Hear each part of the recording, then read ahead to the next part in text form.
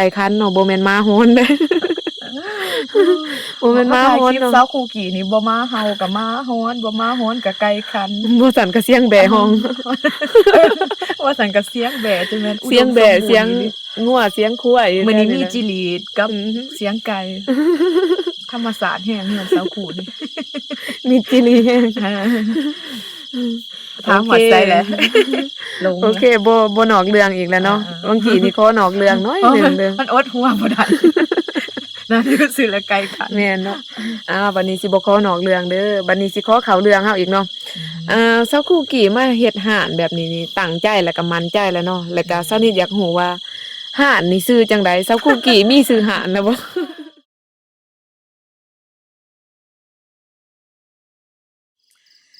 กราบทักทายสบายดีทุกคนสบายดีในยามค่ำคืนเนาะ มื้อนี้เช้านิดมีโอกาสดีๆเนาะได้มาเยี่ยมยามเซากี้เซาคูกี้เนาะมื้อนี้มาเยี่ยมยามเซาคูกี้มาเอาคลิปหรือว่าบรรยากาศดีๆมาฝากพี่ฝากน้องเมื่อสุขุสุคนมื้อนี้เช้านิดก็อยู่ที่ห้านใหม่ของเพิ่นเนาะเดี๋ยวเฮามาเบิ่งห้านของเพิ่นแล้วก็มาทำไทย เรื่องราวของเพิ่นจักเล็กจักน้อยเนาะเพิ่นเป็นจังได๋อยู่ดีมีแรงอยู่บ่แล้วก็สิมาถามเพิ่นว่าเพิ่นเฮ็ดห้านเกี่ยวกับหยังแล้วก็อ่าที่ไปที่มาเกี่ยวกับห้านนี้เนาะแล้วก็ห้านนี้ชื่อว่าจังได๋สิมาถามเพื่อเพื่อให้ข้อมูลให้กับทุกคนได้รับรู้นํกันเนาะเดี๋ยวไปเบิ่งบรรยากาศห้านของเพิ่นนํกันเลยนี่เนาะบรรยากาศทางด้านหลัง อันนี้แม่นเพิ่นกำลังตบแต่งห่านเด้อ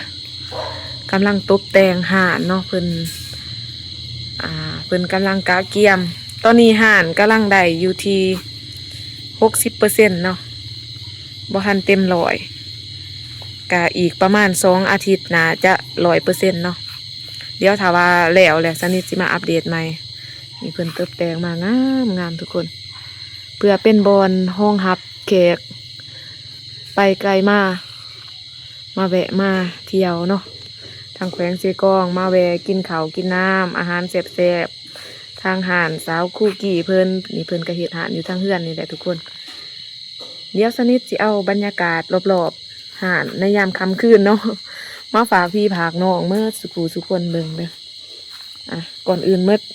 ก่อนเฮาสิไปเว้าไปพูดคุยกับสาวคูกี้เฮาก็สิมารีวิวสถานที่หานของเพิ่นก่อนเนาะเดี๋ยวเฮาสิมาถามเพิ่นว่าหานของเพิ่นสิเฮ็ดอีหยังแหน่เมนู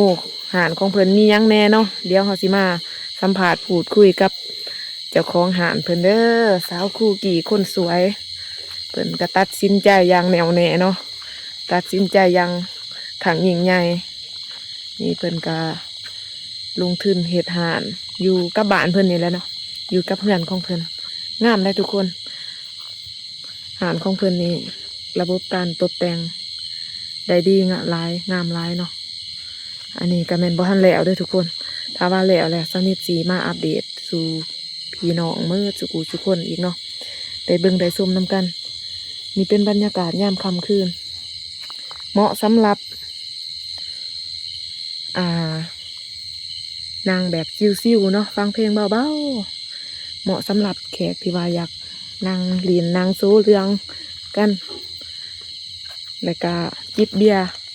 เย็นๆกินอาหารแซ่บๆจิบเบียร์เย็นๆฟังเพลงมวนๆเบาๆไปนำกันเนาะเหมาะแห้ง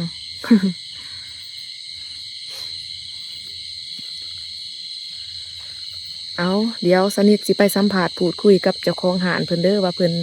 สิเฮ็ดหานนี่เฮ็ดหานแบบใดเนาะสไตล์แบบใดบ่ฮู้ว่าสิ่งที่สนิทเว้ามานี่ถูกหรือบ่เนาะว่าเป็นหานจิบเบียร์เบาๆหรือว่ากินอาหารแซ่บๆเนาะแต่ก็บ่ฮู้ว่าสไตล์ของหานเพิ่นนี่เป็นสไตล์หานแบบใดเดี๋ยวไปฟังการพูดคุยจากปากเจ้าของหานเพิ่นเนาะ โอเค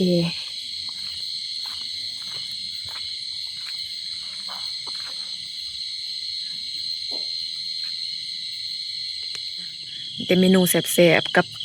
คู่คนสวยมากินข้าวน้ำกันเด้อจ้า เอิ้นผู้บ่าวมากินข้าวแหน่ มากินข้าวนํกันเด้ออ้าย โอ้ เอาเพลงอันนี้ มากินข้าวนํกันเด้ออ้าย แกงเฮ็ดยั่วๆอบตีนจอกอบหอยปิ้งไก่ก็บ่อยากปานใดเนาะ อันนี้ปิ้งไก่ไหม พิเศษปิ้งไก่ไหม อุ่นแล้วมันใหม่ โอเคหารของเพิ่นก็ไก่ละเด้อ ไก่สิได้มาเมาแล้วเด้อ วึบมัดนี้ก็มาต่อที่สาวคู่กี่เนาะสบายดี สบายดี ก่อนอื่นหมดแนะนำตนเองก่อนเด้อ โดยก่อนอื่นก็ขอสบายดีทักทายสบายดีทาง FC ของสาวนิดเนาะที่ติดตามช่อง YouTube ของสาวนิดและหลายคนก็อาจสิเคยเห็นผ่านๆแล้ว แต่ว่าสำหรับผู้ใดที่เป็น FC ใหม่ของสาวนิดอยากขอแนะนำตัวเองก่อนซื้อกี่เด้อและแต่ก่อนหาแม่นเป็นคู่สไลด์ FC เพิ่นจะเอิ้นว่าสาวคู่กี่แม่นแต่ว่าเดี๋ยวนี้เซาเป็นคู่แล้ว สิเป็นแม่ค้าแล้ว แม่นสิเป็นแม่ค้าขายตำสมแล้ว สาวคู่กี่อายุจักปี 29ปีแล้วปีนี้แม่น ปีนี้ผู้ที่ เฒ่า 29ปีเนาะ แม่น เฒ่าแล้ว ก่อนอื่นเมื่อเนาะสาวนิดก็อยากถามสาวคู่กี่ว่ามีความเป็นไปเป็นมาจังไดจังว่าได้มาเฮ็ดหานนี่ สำหรับห่านนี่มันเป็นความฝันของตัวเองตั้งแต่โดนแล้วตั้งแต่ตอนที่เริ่มเฮ็ดเวียกตอนปีที่3ที่4เพราะว่ารู้สึกว่าคิดว่าการเป็นครูเนาะมันก็ดีอยู่แต่ว่าคือกี่เองเนี่ยมันเป็นครูเอกชนบ่แม่นเป็นครูรัฐ อ๋อ และเฮาบ่ฮู้ว่าความหมายว่าคือเฮาเฮ็ดถ้าเฮาได้เฮาไปเฮาจึงได้เงิน สวัสดิการบ่ยาวนานปานใดก็คือฮู้แหละพนักงานเอกชนอยู่ที่ประเทศลาวก็เลยและพื้นฐานก็แม่นกี่เองแม่นเป็นคนที่เคยค้าขายมาก่อนตอนยังน้อยข้าวเรียนมัธยมแม่นขายเครื่องอยู่ตลาด แต่จะขายเป็นแบบอาหารทะเลเป็นปลาเป็นไก่จังซี่เนาะเป็นเครื่องนำเข้าขายแบบอาจจะเอาเครื่อง CP มาขายแล้วก็รู้สึกว่าตัวเองมีแบบว่าความมักในการค้าขายก็เ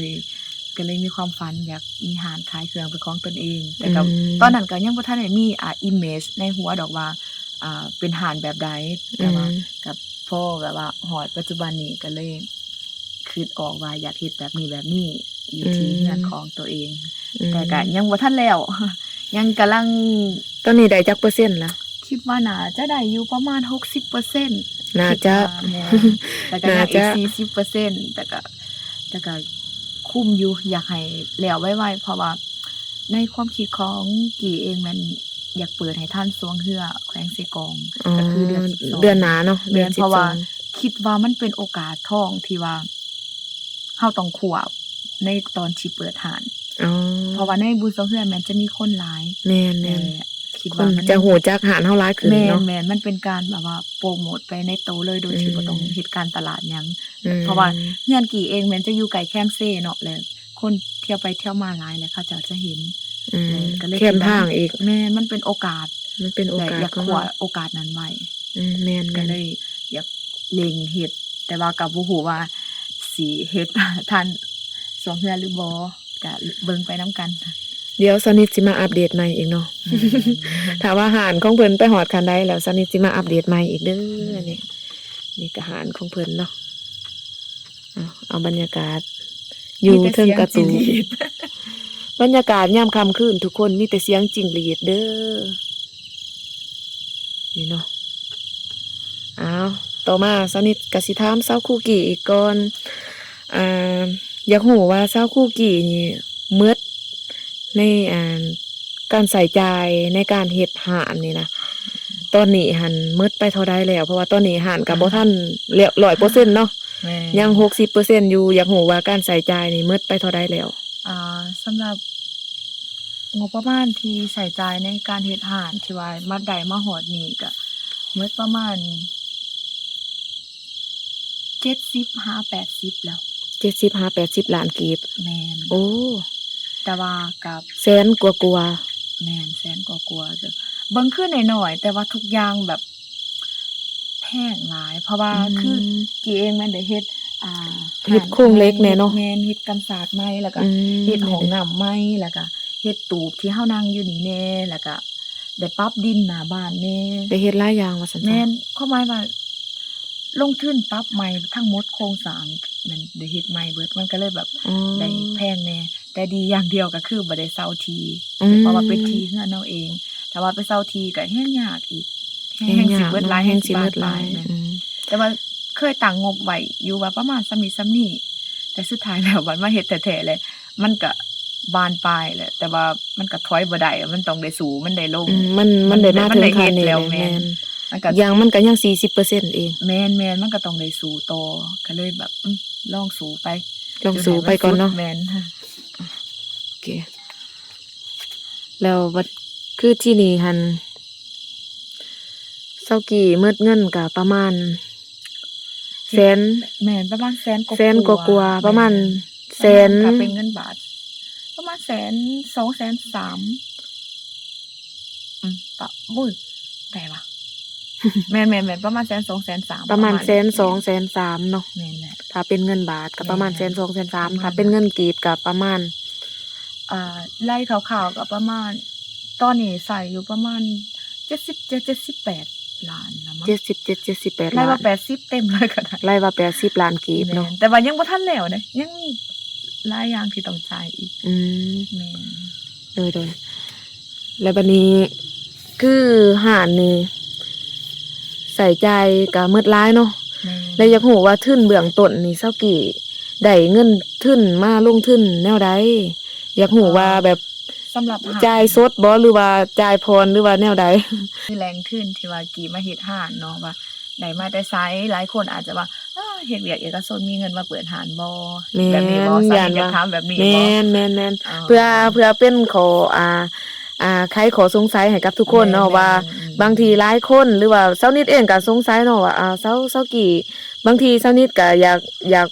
มีแผนเฮ็ดธุรกิจคือกันกับเซากี่เนาะแต่ว่าอยากรู้ว่า วิธีเก็บเงินวิธีจัด แม่น การ วิ เนาะ ธีจัดการเงินหรือว่าไปกู้ยืมเงินมาจากไสอีหยังแบบใดหันนะอยากรู้เบื้องต้นเรื่องการเงินนี่แหละอยากรู้เบื้องต้นเนาะ สำหรับเฮ็ดเงินเฮ็ดห้านนี่เนาะคือแต่เดิมเนาะแต่เดิมหันแม่น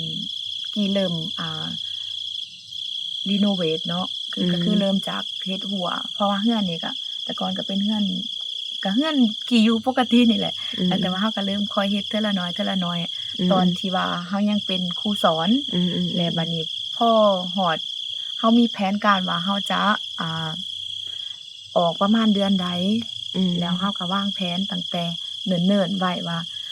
ในระยะที่สวงเฮาเฮ็ดเวียกนี่เฮาจะแบ่งเงินจังไดในการต่อเติมหรือในการเฮ็ดเนาะและก็คือกี่เองก็แม่นเฮ็ดเวียกมาก็6 ปี 7 ปีก็พอมีเงินเก็บอยู่แต่ก็บ่หลาย แต่ว่าก็โชคดีว่าเฮาที่เฮ็ดห้านนี่ที่เว้าไปว่าโอ้เบิดเป็นแสนปลายมีเงินมาแต่ไสมาเฮ็ดก็บ่มีเนาะบ่มีเงิน แต่ว่ามันอยู่ที่นี่เนาะอยู่ที่เซกองนี่นะก็คือกี่เองก็เป็นคนกับพื้นที่แล้วก็มีคนที่บ่ว่าจะเป็นเฮ็ดห้องน้ำหรือเป็นสร้างหรือเป็นผู้ที่เฮ็ดการสาธิตห้านให้ก็เป็นคนที่รู้จักกันแล้วก็สามารถให้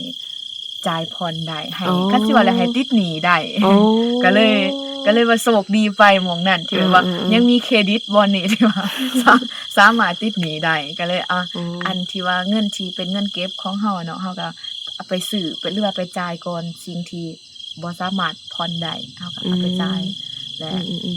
สิ่งที่สามารถผ่อนได้เฮาก็แยกออก ยังผ่อนอยู่เนาะ แม่นก็ยังผ่อนอุ้ยเป็นหนี้หลาย นอนบ่ คัน หลั สิ บ เว้าแล้วก็ยังอยู่ในหนี้อยู่เนาะ แม่นแต่หลายคนก็อาจสิสงสัยว่าเป็นหยังเป็นครูอยู่ดีๆแล้วคืออยากมาเป็นหนี้ทั้งที่ว่าเป็นครูแล้วก็มีเงินเก็บอยู่เนาะคืออยากมาเป็นหนี้แต่สำหรับกี่เองกี่คิดว่าถ้าว่าเป็นครูแม่นถ้าว่าเป็นครูเฮาก็สิอยู่แต่ในวงวังวนที่ว่าเป็นครูอยู่ในกรอบบ่นั้นแหละก็เลยอยากตัดสินใจว่าลองเบิ่งจักตั้งหนึงโดยที่แบบว่า อยากเบิ่งศักยภาพของตัวเองว่ามันสิไปได้ส่ำใดหั้นนะแล้วเพราะว่าบ่ลองก็บ่ฮู้เด้ แม่น คือแบบเป็นหนี้เนาะก็ก็คิดหนักก็คิดหลายอยู่ได้ก็บางครั้งก็ทุกข์ใจหั่นแหละต่างแต่ว่า ก็สังเกตเบิ่งก็หลายคนเขาเจ้าก็เป็นหนี้คือกัน แม่น ก่อนที่เขาสิสำเร็จเขาก็ เป็นหนี้ ล้มลุกคลุกคลานคือกัน แม่นๆ ต่างแต่ว่า ลองตัดสินใจ เฮากับแม่ เบิ่ น ง ก็เลยตัดสินใจโอ้ยก่อนสิมาเฮ็ดหานี่ตัดสินใจคิดแล้วคิดอีกคิดแท้คิดว่าคิดแบบคิดจน คิดหลายลบแฮงนะแต่ คื สุ อ ด จ ท้าย น แล้วก็ แม่น นอนบ่หลับว่าติ แม่นแต่สุดท้ายก็ตัดสินใจเลือกในสิ่งที่เฮามัก เพราะว่า กี้คิดว่าถ้าเฮาเฮ็ดในสิ่งที่เฮามักถึงเฮาสิเมื่อยแต่ว่ามันก็มีความสุข แม่ คิดว่า น ก็เลยว่ามาลองเบิ่งจักตั้งหนึง แม่ ก็ นบ่ลองก็บ่ฮู้เนาะ แม่นๆเฮา แล้ ก็ ว ต้องลอง สนิทอยากถามสักคุกี้ตื่มอีกว่าสักคุกี้มั่นใจจักเปอร์เซ็นต์ในการตัดสินใจออกมาเฮ็ดหาในครั้งนี้ อ่า มีความมั่นใจสูงบ่หรือว่าแบบใดห ห รื มาย อว่า ถึง ยัง ว่า เกิ จะ งๆกลาง success บ่จะประสบผลสำ ๆ เร็ แม่ จบ่ นๆๆจะประสบผลสำเร็จ มีความมั่นใจว่า จะประสบผลสำเร็จจักเปอร์เซ็นต์หรือว่ายังลังเลบ่หรือว่าแนวใดอยากฮู้ความรู้สึกตัวนี้เนาะเพราะว่าหลายคนก็น่าจะ แม่นๆ อยากฮู้ความรู้สึกตอนนี้คือกัน หลายคนแบบ สนิทเองก็อยากฮู้เนาะ แม่นบ่แม่นแต่ว่าหลายคนเพื่อนบ้านนี่แหละเขาก็เบิ่งโอ้ยมันสิรอดอยู่บ่มันเฮ็ดหยังมันเป็นครูมาก่อนได้มันสิมาเป็นแม่ค้ามันก็ แม่ แม่น น แหละแต่สำหรับกี่เองแม่นอันนี้เป็นคนกี่เป็นคนที่แบบว่า ถ้าตัดสินใจสิเฮ็ดหยังแล้วบ่เคยคิดว่าสิบ่ได้ เอา แม่นเพราะว่าถ้าสมมุติว่านี่เป็นคนตัดสินใจว่าข่อยสิเฮ็ดนี่ข่อยต้องคิดว่าข่อยได้ อ๋อ บ่เคยคิดว่าข่อยบ่ได้ แสดงว่ามีความมั่นใจเนาะ แม่นบ่ฮู้ว่าสิสำเร็จบ่สิประสบผลสำเร็จบ่แต่ว่า เฮาก็อ ข่อย ยาก มั่นใจข่อยเอง เฮาก็อยาก มั่นใจ ตั้งใจเนาะ มั่นใจในปีของเฮาอะนะว่า อืม คิดว่า มันอาจจะบ่ได้แบบว่า อู้ฟู่หรือว่าแบบว่าเป็นแบบว่าเป็นมีมคือเขาก็แบบ แต่ว่าก็คิดว่าก็ซ้ำเลี้ยงชีพเฮาต่อไปนี่แหละ อืม ก็ดีกว่า สิไปเป็นลูกน้องเขาตลอดแล้วก็ แม่น มันก็ความหมายว่าอยู่หันเป็นพนักงานน่ะบ่มีความเสี่ยง ออกมาเฮ็ดแบบนี้เฮามีความเสี่ยง แต่เฮาก็เสี่ยงที่ว่าเฮาสิได้หรือเฮาสิบ่ได้ อืม แต่ถ้าเป็นพนักงานก็ซ้ำนั่นตลอดเลย แบบกราฟ อืม มันจะซื้อเลย แต่ว่าถ้ามาเฮ็ดเป็นของตัวเองกราฟมันก็สิสามารถพันผวนได้ก็คือกันกับหุ้นหรือว่าแบบ อืม กราฟชีวิตนั่นแหละ คิดว่าได้อันนี้ คิดว่า แม่นบ่ฮู้ว่ามั่นใจตัวเองหลายโพดบ่ แล้วมีอันช่องทางตลาดอีหยังแหน่บ่ สำหรับการตลาดบ่ แม่น สำหรับการตลาด ๆมีการตลาดอีหยังแบบว่าข่าวๆแล้วบ่หรือว่าแนวใด ตอนนี้มันยังบ่ทันมี แต่ว่าก็มีแต่ใน Facebook เนาะที่กี่โพสต์ลงอัปเดตความคืบหน้าของห้านแต่ละ แต่ละมื้ออะนะถ้าสมมุติว่ามันคืบหน้าไปได้น้อยนึงเฮาก็ถ่ายลง อืม แต่ บ่สนใจอยากมาเฮ็ดช่อง YouTube คือสาวนิดบ่เนาะ อยากเฮ็ดอยู่หักเฮ็ดบ่เป็นบ่ถนัด อ้าวก็เฮ็ดอาหารการกินที่เฮาเฮ็ดอีหยังนี่แหละแต่ละมื้อ แม่นคิดว่าถ้าว่าเฮ็ดก็เฮ็ดแบบนั้น แต่ว่าความหมายว่ากี่เองแม่นบ่ถนัดในการเฮ็ด YouTube ก็คือบ่ฮู้ว่าต้องเริ่มบอนใดก่อนนะถ้าว่าเฮ็ดก็สิได้ถามสาวนิด ให้สาวนิดแนะนำ ได้แนะนำได้เนาะก่อนอื่นหมดก็ต้องมีชื่อช่องก่อนนั่นแหละ อันนี้อยากเฮ็ดได้แต่ก่อนบ่เคยมีความคิดว่าอยากเฮ็ดแต่ว่าเดี๋ยวนี้หันอยากเฮ็ดย้อนหยังเพราะว่าคือเดี๋ยวนี้การค้าขายอย่างเดียวมันก็บ่สามารถแบบว่าสิช่วยขยายธุรกิจหรือว่ากิจการเฮาได้มันต้องอาศัยว่าโซเชียลอาศัยแบบการโปรโมตทาง Facebook YouTube อิหยังต่างๆ ไกลกันจังโมงกำลัง9 โมง กำลัง3 ทุ่มซื่อๆไก่คันที่ยินเสียงวังกี้หั่นไก่คันเด้อทุกคนนี่ๆไก่คันเนาะบ่แม่นหมาฮ้อนเด้อ บ่แม่นหมาฮ้อน คลิป เนาะ สาวคูกี่นี่บ่มาเฮากับมาฮ้อนบ่มาฮ้อนกับไก่คัน บ่สั่นก็เสียงแบะห้อง ว่าสั่นกับเสียงแบะจังแม่น เสียงแบะเสียงงัวเสียงควาย มื้อนี้มีจิลีดกับ อือฮึ เสียงไก่ ธรรมศาสตร์แห่งเฮือนสาวคูนี่ มีจิลีแฮง ถามหัวใจแหละลง โอเคบ่นอกเรื่องอีกแล้วเนาะบางทีนี่ขอนอกเรื่องน้อยหนึงเด้อ มันอดหัวบ่ได้ นั่นคือสิละไก่คัน แม่นเนาะบัดนี้สิบ่ขอนอกเรื่องเด้อบัดนี้สิขอเข้าเรื่องเฮาอีกเนาะเซาคุกี้มาเฮ็ดห้านแบบนี้นี่ตั้งใจแล้วก็มั่นใจแล้วเนาะแล้วก็เซานิดอยากรู้ว่าห้านนี่ชื่อจังได๋เซาคุกี้มีชื่อห้านแล้วบ่ เว้าเรื่องห่านเนาะ ก็ยังบ่ทันมีชื่อ โอ้ แต่ก็มีอยู่ในใจแล้วอ่ชื่อหนึ่งคิดว่าสิตั้งเนาะเพราะว่าชื่อนี่ก็พวมคิดได้วัง 2-3 วันก่อนนี่แหละ แต่ว่าถ้าว่า FC ท่านใดที่มีไอเดียดีๆในการตั้งชื่อร้านคอมเมนต์ในคลิปนี้ให้แหน่เด้อแล้วกี้สิเข้าไปอ่านเบิ่งแต่ว่าคือชื่อร้านนี้กี้คิดว่ากี้สิตั้งชื่อว่า Unique Miso อืม แม่น Unique หัน เอ่อมื้อนั้นเนาะไปเลือนเห็นในเฟซบุ๊กบ่หรือในไสแหละเห็นคำว่า University ที่แปลว่ามหาวิทยาลัยน่ะแล้วก็เลยคิดได้ว่าอ้าวคำว่า Uni แม่นย่อมาจากหลายๆคำที่มีความหมายดีอยู่ใดในภาษาอังกฤษหั้นน่ะก็เลยอ่าก็เลยเอาคำว่า Uni มาบวกกับ Miso ก็แม่นเป็นชื่อกี่เองเนาะเป็นชื่อ ชื่อภาษาเกาหลีที่มีพ่อแม่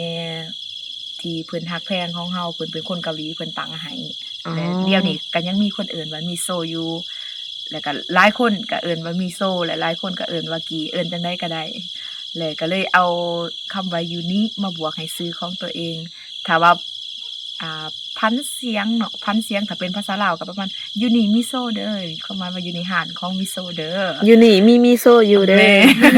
หรือว่าอยู่นี่มิโซะอยู่เด้อ แม่นก็ความหมายประมาณนี้ ความหมายประมาณนั้นเนาะ แม่ แต่ว่าถ้าว่ามี FC ท่านใดเนาะที่ว่ามีไอเดียหรือว่ามี FC ท่านใดที่ว่าเคยเฮ็ดร้าน มาขายไอเดียใด แม่น ในกล่อง เคยเฮ็ด คอมมนต์ ร้านเคยอิหยังแบบว่าเกี่ยวกับร้านอาหารอิหยังมาก่อนแล้วก็ลองเบิ่งร้านนี่แบบคร่าวๆแล้วก็ลองตั้งชื่อร้านให้แบบคร่าวๆแน่เนาะเพื่อว่าเป็นไอเดียมาเพิ่มเติมในร้านของสาวคุกกี้แน่เนาะมาเป็นกำลังใจให้เพิ่นแน่เด้อ ต่างหารแต่ว่าท่านมีซื้อหาร แล้วสำหรับเมนูเด้อยากสักครู่อยากเฮ็ด เมนู เมนู เนาะ ประเภทใดแบบว่าอยากเฮ็ดอาหารประเภทใด อาหารลาวบ่หรืออาหารแนวใดอิหยังหั่นน่ะ อยากรู้แบบคร่าวๆสำหรับเมนู เม นี่ นูแม่นคิดว่าเพราะว่าคืออยู่ไส้กรอกนี่ยังบ่ทันมีหารข้าวปุ้นแจ่วขิง อื ก็ ม เลยเมนูหลักของหารเฮาก็จะเป็นข้าวปุ้นแจ่วขิง อืม แล้วก็จะขายพวกตำส้มไปนำแล้วก็พวกอาหารที่เป็นอาหารของกินหลินหรือว่าเป็นกับแกล้มหยังต่าง อืม ๆก็เฮ็ดได้คือกัน แต่ว่าจะบ่ได้เฮ็ดหลายเฮ็ดซ้ำที่แบบซ้ำเท่าที่ไหวเพราะว่าจะจ้างแม่ครัวผู้หนึงซื่อๆแล้วก็ เพื่อสวยเนาะ แม่นเพื่อช่วยและเพื่อประหยัดต้นทุนของเฮาหั่นแหละแล้วก็จะเฮ็ดเองแหน่แล้วก็จะให้แม่ครัวเฮ็ดแหน่แล้วก็จะหาผู้ช่วยอีกคนหนึงก็คือมาเสิร์ฟให้ คิดว่าพนักงานจะมีอยู่3คนก็คือมีแม่ครัวมีพนักงานเสิร์ฟผู้หนึงแล้วก็มีกี่เองที่จะเฮ็ด อ๋อ แต่ว่าอาหารหลักๆก็แม่นจะเป็นข้าวปุ้นแจ่วขิงแล้วก็อาหารพื้นบ้านทั่วไปอาหารลาวพื้นบ้าน ประเภทปิ้งไก่ตำบัก ไก่ หุ่ง แม่นปิ้งไก่ปิ้งปลาพันปลาเมียงปลา แล้วก็มีเครื่องดื่มเนาะ แม่นแล้วก็มีเครื่องดื่ม แม่น แม่น เครื่อง แต่ก็ ดื่ม เปิดก็สิเปิดในช่วงกลางเว้นบ่ได้เปิดกลางคืนอาจจะเปิดประมาณ 9:00 น 10:00 นตอนเช้าฮอด 8-9 โมง ตอนกลางคืนอ๋อ แม่นกับปิด เปิดประมาณ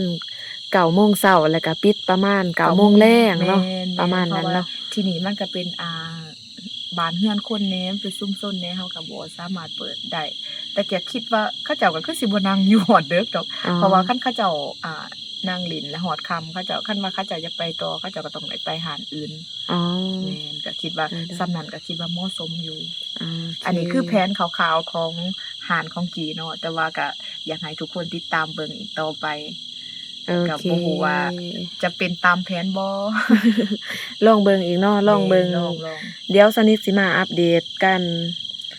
อัปเดตหารของชาวคุกกี้อีกเนาะว่าไปฮอดคันใดแน่แล้ว เพราะว่าสนิทก็เที่ยวไปเที่ยวมาตลอดแล้วก็มื้อนี้ก็มาฝากท้องฝากไสอยู่ ที่หารชาวคุกกี้เพิ่นเนาะ มาลองซิมก่อน มาลองซิม ซีมือก่อน แซ่บอยู่เด้อทุกคน บ่แซ่บก็ยองเอาแล้วเนาะ สำหรับคลิปนี้เนาะสาวนิดกับสาวคุกกี้ก็สิได้ขอโตวอำลาพาจากทุกคนไปก่อนเนาะ ก็ก่อนอื่นเมื่อสาวนิทก็กราบขอบบุญขอบคุณสาวคุกกี้เนาะที่ว่ามาให้ข้อมูล กั กับ เป็นหยัง อ่า ยินดีด้วยความยินดี มาให้ข้อมูลกับสาวนิทและก็ทุกๆคนที่เห็นคลิปนี้เนาะแล้วสำหรับคลิปนี้สาวนิทกับสาวคุกกี้ก็สิได้ขอตัวลาทุกคนไปก่อนแล้วพบกันใหม่ในคลิปต่อไปเด้อขอบใจ